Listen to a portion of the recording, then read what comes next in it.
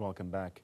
We continue here. eThekwini Mayor Cyril Xaba has defended the city's decision to unveil the statues of struggle stalwarts Nelson Mandela and Oliver Tambo in Durban on the 6th of March. He adds that no funds were diverted from service delivery to fund the statues, which collectively costed 22 million rand. Xaba joins us for more on this and other service-related issues in Durban, of course in KZN as well. Now, Mayor Xaba, there's been a significant public backlash over the cost of the Mandela and Tambo statues. Maybe as we begin, and very good to have you on the program, I must say, what do you say to residents who then believe that this money should have been spent elsewhere? Thank you very much, and greetings to the viewers at home. We are a tourism city, and it's by no accident that the Time Out Worldwide magazine ranked the city of Durban number 14 amongst 100 countries or other cities in the world that were actually assessed. We're in top 15. There are two countries or cities on the continent that appeared within top 15. It's ourselves, Durban, and a city in Morocco. So we want to be known as a preferred destination for leisure, for entertainment, sporting, and conferencing. So we are going to invest in tourism products so that we keep our visitors in Durban.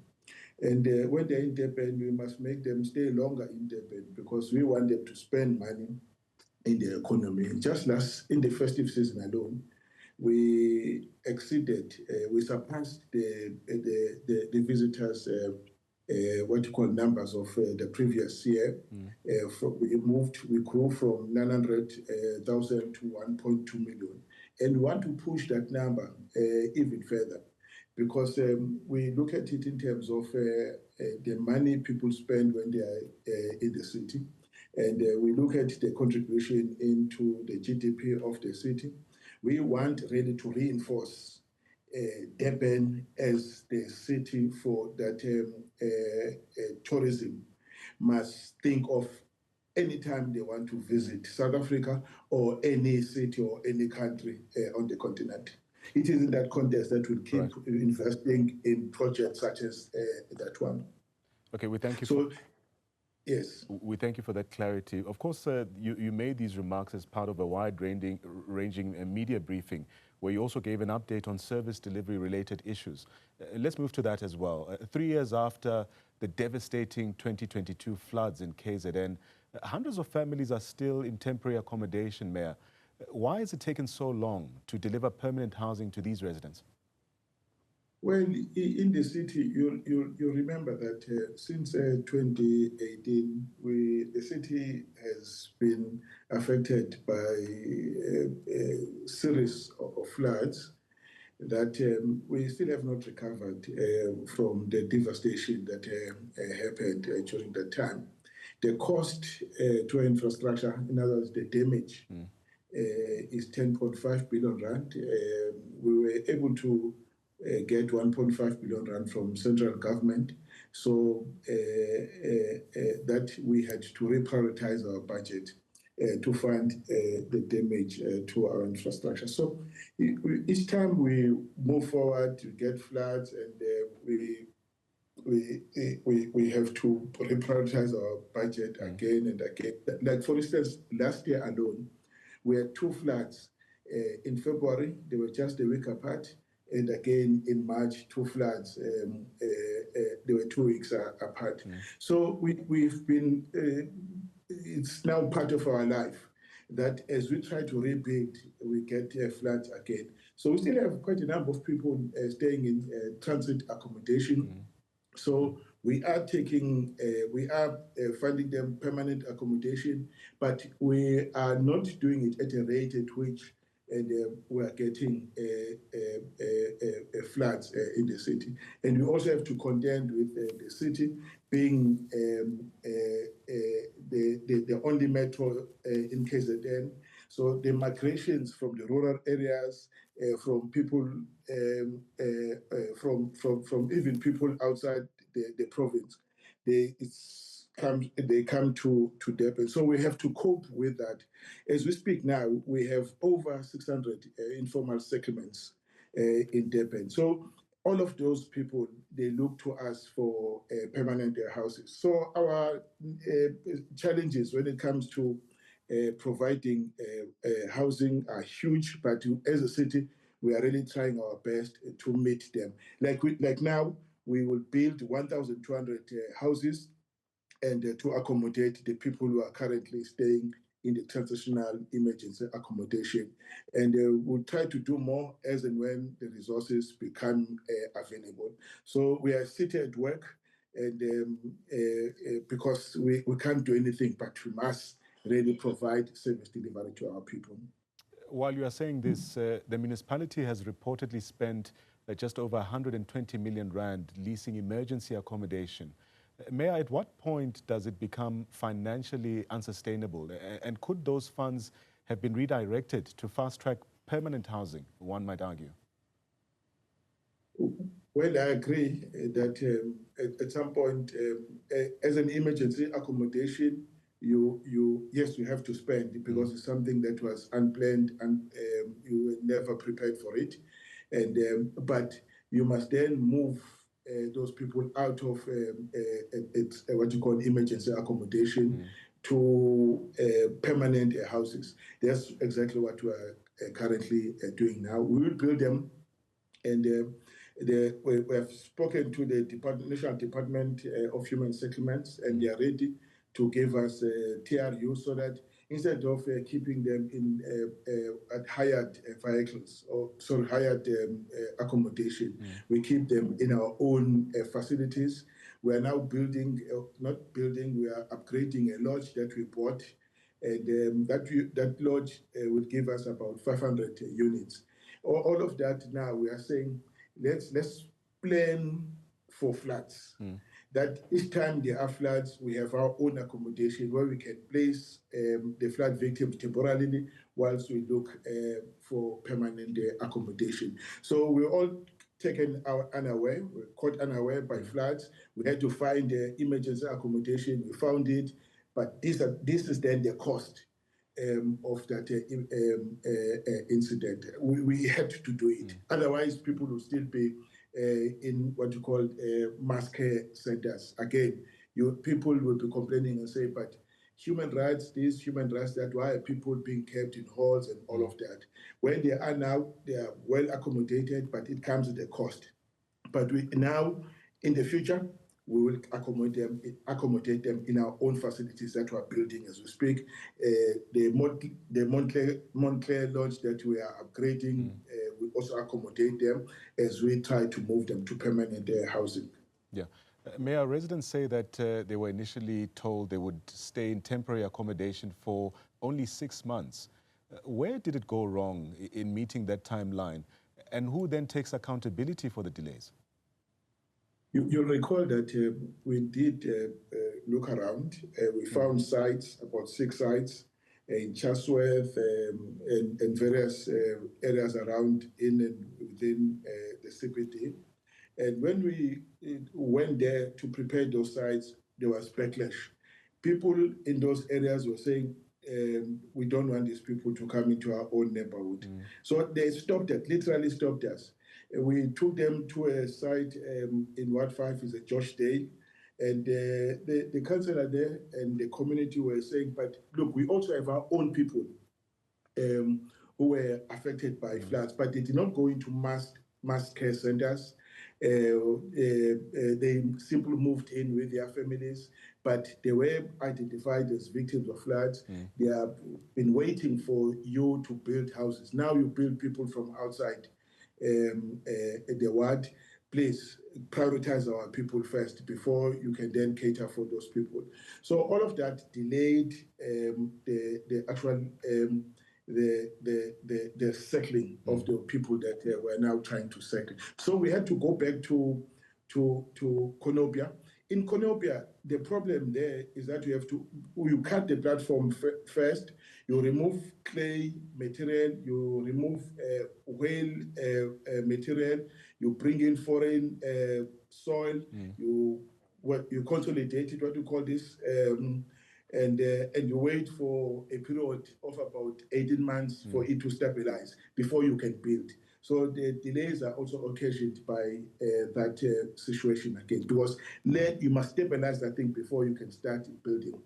So where we'll be building now, the platform is stabilized, we can now build, and whilst we cutting other platforms, removing material we find there and replacing it with the material we import from outside the area, we'll stamp it, and so that you can then be ready to then build some few months afterwards. It's very interesting you mentioned the Konubia development, and it has been presented as the primary solution, but yet reports indicate that completed units were visible as recently as last week, or not visible, they say. Can you clarify exactly what is happening here? How many homes are complete and ready for occupation today? I can assure the public that by the end of March, I will have 113 units ready for occupation. I went there about a week ago. I visited them. I saw them. We have 2 contractors on site, but because we wanted them to pick up the speed, we agreed that we'll add 2 new subcontractors. So 4 contractors are on site, and so that they can then meet the delivery target of end of March. Then after March, we can then start admitting the first flood victims into Konopia. Yeah, there are also allegations of wage disputes and contractor challenges at the Konubia site. How is the municipality then ensuring that labor disputes do not further delay this project or housing delivery here? Well, you'll always have labor disputes, and of course, it's between the contractor and their employees, and so we do facilitate whenever we can. But ultimately, all projects, labor disputes or no labor disputes, but they finally get to completion. And but we'll encourage contractors to actually treat their workers, provide good working conditions so that they maintain labor peace. What is critical is that there must be labor peace so that the project will move without any interruption. So there's very little as the city we can do, because after I've appointed you and you've then appointed your laborers, then it becomes you and your laborers. But because we have an interest, we sit close to you and to try and assist to facilitate that there be labor peace so that a project doesn't get delayed. Because if it gets delayed, then service delivery gets frustrated in the process. And many residents say they've received little to no communication from the Department of Human Settlements since being placed in these temporary housing. Why is communication with affected families broken down, Mayor? Well, look, remember, these people now have been accommodated in these places, and we always, so a communication is a communication that, for instance, through a councillor, for instance, our councillors do visit them because they are in their wards. They do update them on the steps we are taking to accommodate them. I did visit, I think, 2 residences myself, and the officials have been to them. But maybe they require regular updates. I don't know, but I will go to them just to check what is it that they're complaining about. Because as we now start the process of building, we must go to them and say, now, we're now preparing the beneficiary list. We'll start with these people.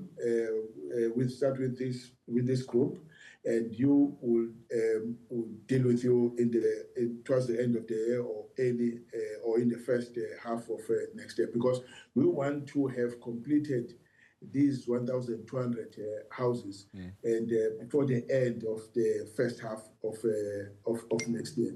Remember, we're dealing with 1,064 people who are in this guest families who are in this transit, this emergency accommodation. We're building 1,200. We think we'll have enough houses to accommodate them. Yeah. Mayor, as we round up our conversation, some families are living in overcrowded conditions, even sharing single rooms, facing crime and struggling with school transport costs as well, after subsidies were phased out. What immediate relief then, or relief measures can the city even provide or implement while the permanent homes are still under construction at this point? Well, like I said, that I'm in discussion with Human Settlements at the national level. They are going to provide us with 400 TRUs. They call them transitional residential units, and we'll build them. They're going to put them in Konobia, so that when you take them out of this this emergency accommodation, we place them there, and they're close to the development. That as soon as your house is complete, you simply just move across. And they will be there. And as I said, we're opening this Montclair Lodge. The Montclair Lodge is going to give us 500 units. And in that Montclair Lodge, people are going to live comfortably there. So these are means to try and address the situation. I must say that it's not the situation we wanted. We wanted to build houses within the short space of time, but they know into this thing of not in my backyard syndrome cropped up, and there's very little we could do. Then we had to go back to to Konobia, and Konobia becomes the solution. But it turns out that it takes longer than when we would have actually moved into the sites, because if the sites around Durban have services, it's just a vacant land, but it has services. It was going to take us shorter time to build and then recycle the victims. Yeah. So it's a situation that we're trying to cope with. I think people will understand it. From what I understand, you've indicated that more than 1,000 units could be available by June, indicating, yes, or rather including these temporary residential units and refurbished spaces at Montclair Lodge. But what guarantees, Mayor, can you offer residents at this point that this deadline will not shift again? Well, look, the guarantee is that there's money available, so there's budget allocated to it. But of course, if we experience a floods like we do, that's a situation beyond our control that then can push the completion date by that period. But we will try our best that we complete these houses in June next year. Remember, there's no reason, because there's money. As we speak now, we've made available about 80 million rand just to provide services, so that by the time the houses in June next year are all complete, they don't have to stand empty simply because they are not connected to services. As we complete these that we are building now, we're actually rolling out services for the new houses to be built to complete the 1,200 houses that we want to build by end of June next year. Right. And given that eThekwini has received international recognition for climate action, how is the city then ensuring that new housing developments are climate resilient and not located in future flood-prone areas like we've seen? You see, the problem is not so much in planned areas. It's more in areas that are not planned, where we're experiencing a lot of flooding. Yes, it happened in 2022, where areas from established settlements were flooded. But I think that was possibly an isolated incident. But what's happening more and more is largely in the areas under Amakosi control.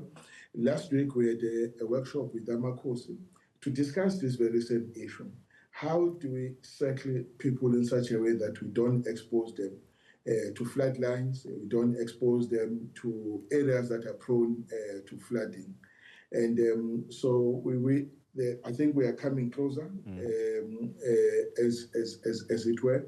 They now appreciate that it's critical that we start to be resilient, we start to take decisions that take into account the change in climate conditions. As we build now, we must build back better. And even our own infrastructure, as you know, it was built for 1 into 10 10-year flood. Now we get 1 into 100-year flood with regularity, with intensity. That's the reason why we get so much flooding in the city. And so now as we build new infrastructure, we take that into account that, look, we must not have, our infrastructure must be resilient, our infrastructure must cope with whatever conditions, because we've seen the worst, we think that we're not going to get anything worse than what we have seen. And so far. You are confident the worst is over. But finally, Mayor, for families who feel forgotten and have given up trying to find out about their housing allocation, what direct message do you have for them this evening? And what concrete timeline can they hold you to? Well, look, I agree with you that we still have some communities that are still in transit accommodation, have been there for an extended period.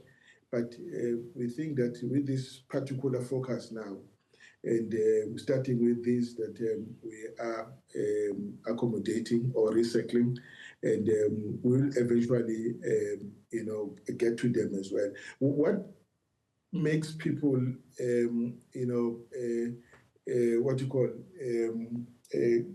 confident about our government is when they see government, addressing people in the queue. Even though you have not reached to him or her, but he sees the queue is moving. I think this will send a good message to our people that the government is now moving with speed to address our situation. Yes, they are dealing with those now, but we now have hope that once they are done, they will come to us. That's what we are going to do. We'll try to clear all this backlog. Of course, we need resources. We don't have enough resources. Like we say, the money we budget get reprioritized for other things to deal with the issues of floods. But we hope and trust that we'll eventually save enough money so that we can deal with the problem of people who are still accommodated in transit accommodation. It's not a nice thing to be in a transit accommodation for a very long time, and but at the same time, people must understand the situation the city is trying to deal with. We are delivering houses, but of course, it's not at the speed at which their places are affected. It's not at the speed at which we get rid of people migrating to the city. It's not at the speed at which we can be able to eradicate the close to 600 informal settlements that we have in the city. The problem, there's shack lots, and there are people who just farm shacks. And you think you have settled people from this area, and then the next thing you still have more people, and then they stay there. In the hope that they're in the queue, that one day they'll also be moved to permanent houses. But it's new people who come from outside who are never there. That's the disadvantage of being in a city that is developing, a city whose economy is growing, a city that promises employment, that more and more people would want to come to the city and reside there. So ours is to try and create accommodation for them. But let me make this point because it's critical. Land is running out. We've run out of land. that we can accommodate more people. Colombia is the savior. It would yield 25,000 houses when it is complete, but people who need housing in the city, they are far more than that number. But I can tell you, we will not have enough land to settle all people who need housing in the city, given that we are dealing with a scarce commodity land. Mayor Cyril Xaba, let me thank you for joining us tonight and addressing the growing concerns around the relocation of flood victims in Durban. Of course, speaking to other issues as well, defending the city's decision to unveil the statues of struggle stalwarts. That's Nelson Mandela as well as Oliver Tambo. We'll have more news and updates coming up at the top of the hour.